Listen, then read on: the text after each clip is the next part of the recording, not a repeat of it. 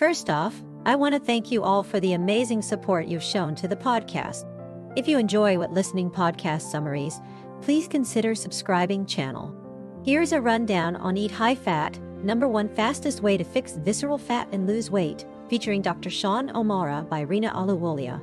Dr. Sean O'Mara is back on the show, and this time he's sharing his 20 years of experience on how to get rid of visceral fat, the deep belly fat that's causing inflammation and disease in our body. Visceral fat is a type of fat that surrounds our organs, and it's not just about looking good, it's about being healthy. Dr. O'Mara explains that when we think about losing weight, we need to focus on the right type of fat. There are different types of fat, and visceral fat is the one that's causing all the problems. It's the white stuff surrounding our organs, and it's not just a matter of having a big belly, it's a disease process that's causing inflammation and disease in our bodies. He emphasizes that we don't want any visceral fat, and even a small amount is not good.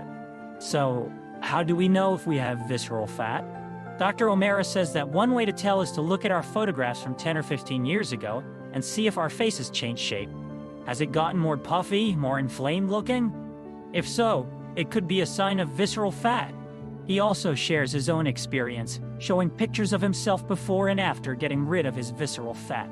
The difference is striking, and he looks like a completely different person. Other signs of visceral fat include losing hair on the lower part of our legs, erectile dysfunction, and declining blood flow to the organs. Dr. O'Mara also mentions that our walk can change, and we might not even notice it.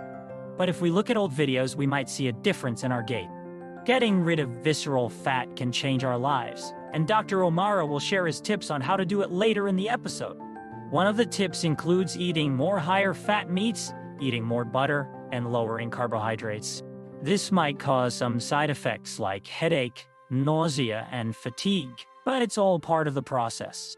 He emphasizes the importance of high-quality salt and electrolytes, especially when transitioning to a high-fat diet. The conversation then shifts to the causes of visceral fat, with Dr. O'Mara identifying processed foods as the biggest culprit. He shares a study that shows eliminating processed foods can lead to significant changes in visceral fat, even without exercise. He also highlights the importance of sleep, stress management, and moderate exercise, such as sprinting, to reduce visceral fat. The discussion also touches on the difference between subcutaneous and visceral fat. Dr. O'Mara explains that visceral fat is inflammatory and can be deadly, while superficial subcutaneous fat is beneficial and protective. He shares an interesting fact that superficial subcutaneous fat secretes a molecule called adiponectin, which protects against heart attacks, strokes, and other diseases. The conversation also explores the importance of maintaining a healthy layer of superficial subcutaneous fat, which can make the face look more attractive and protect the body from disease. Dr. O'Mara shares a personal anecdote about his female followers who regretted having liposuction because it made their face less attractive. He emphasizes that superficial subcutaneous fat is super good fat and should be preserved. Dr. O'Mara emphasizes that calorie counting and low-calorie diets can be counterproductive and that it's essential to focus on hormone balance and overall health rather than just trying to burn belly fat. As the conversation continues, Dr. O'Mara shares his expertise on how to achieve a healthy balance of fat in the body and how to maintain a healthy metabolism. He emphasizes the importance of eating high-quality foods, managing stress, and getting enough sleep. The conversation also touches on the role of exercise in reducing visceral fat and how to incorporate sprinting and other forms of high-intensity exercise into one's routine. Dr. O'Mara emphasizes that it's essential to focus on hormone balance, metabolism, and overall health rather than just trying to burn belly fat. The conversation is informative, engaging, and provides valuable insights into the importance of maintaining a healthy balance of fat in the body. Dr. O'Mara's expertise and passion for the subject make the conversation enjoyable and educational. He explains that when we think of losing weight, we often turn to ab exercises and restrictive diets. But these methods are not only ineffective, but also unhealthy. The real key is to focus on intense, brief exercise like sprinting, which triggers the release of myokines, molecules that tell the body to burn fat and build muscle.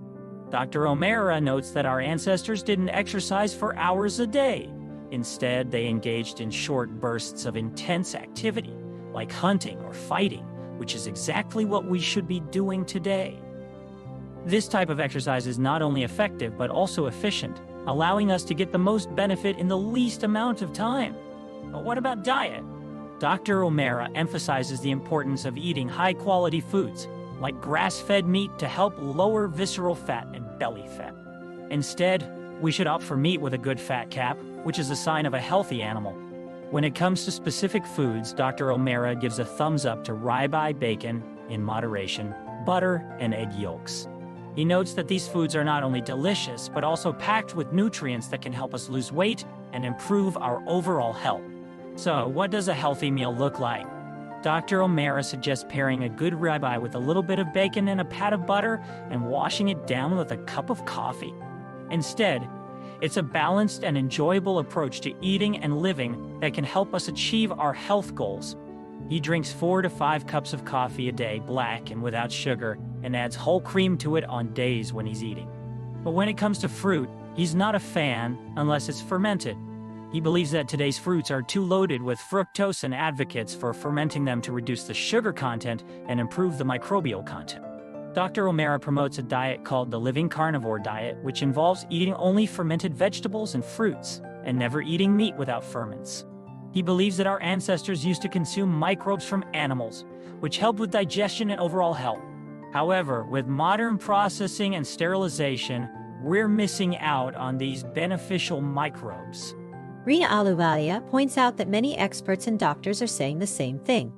Eat whole, unprocessed, nutrient-dense foods. Dr. O'Mara agrees, emphasizing the importance of whole animal-based foods. He also stresses that fasting is crucial, as it allows the body to reset and recover. Dr. O'Mara shares his personal eating habits, which include 3 steaks a day with ferments, kefir, and fermented aged cheeses. He also drinks living water, which is water infused with microbes from fermented foods. When he's fasting, he only drinks water and maybe a little black coffee. Rina Ahluwalia asks about the importance of sauna, and Dr. O'Mara explains that it creates a specialized protein molecule called a chaperone protein. This protein helps with protein production and prevents errors that can lead to disease. He emphasizes the importance of medical assistance and consultation and offers his services through his website and a new initiative called AlphaBOD. AlphaBOD is a 12-week course designed to teach people how to eliminate visceral fat. Rina Ahluwalia wraps up the conversation by emphasizing the importance of eliminating visceral fat and chronic disease. She encourages listeners to check out the links in the episode description to learn more about Dr. O'Mara's work and how to consult with him.